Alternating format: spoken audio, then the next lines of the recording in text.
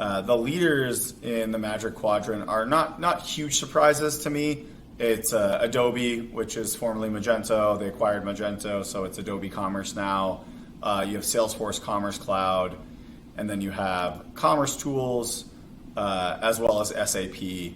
My general feeling is that some of these were the safe bets, although I don't necessarily think they're actually a safe bet for every company looking for a new e-commerce platform.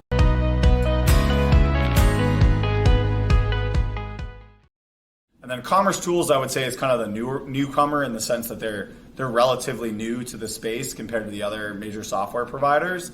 As you can see, they're kind of more on the visionary side.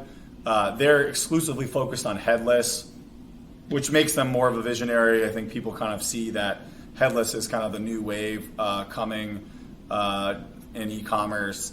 I think my concern with them is headless, I think, is a little misleading. Frankly, really what it means is you kind of have like a custom front end and then kind of whatever you want in the back end, and Commerce Tools could be one of those software. So to me, you really have to decide, is it the right kind of back office tool to fill in the gaps, because you may have other back office software that do various things. Headless is a complicated topic, so we'll save that for another day.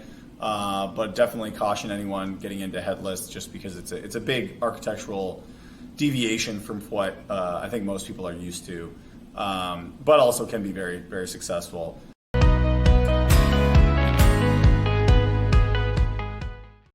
Salesforce, kind of no surprise here. They've done very well in the B2C space. I think they're starting to make some adjustments in B2B, but generally still find them fairly expensive.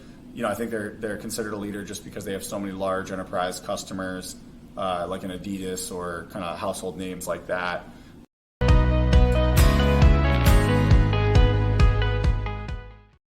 Adobe, also a leader, after acquiring Magento, which has a large, catalog of both small and large merchants. So they've got a pretty big spectrum of both like kind of the smaller open source customers as well as the large enterprise customers that are on Commerce Cloud. They've got a pretty strong grip on the B2B market, have invested a lot into B2B, can do both B2C and B2B fairly well in one platform.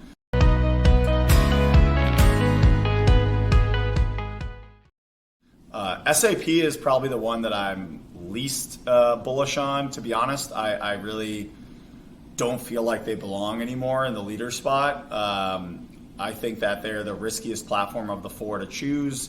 I don't see a lot of people moving into that community.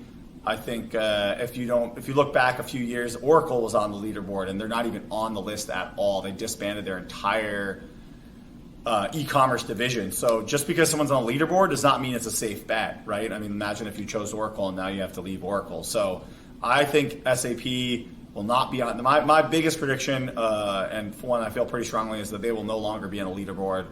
Whether it's next year, 2 years, 4 years, 5 years, eventually I think they will get replaced by some of the other providers as one of the leaders, and lose that top four spot.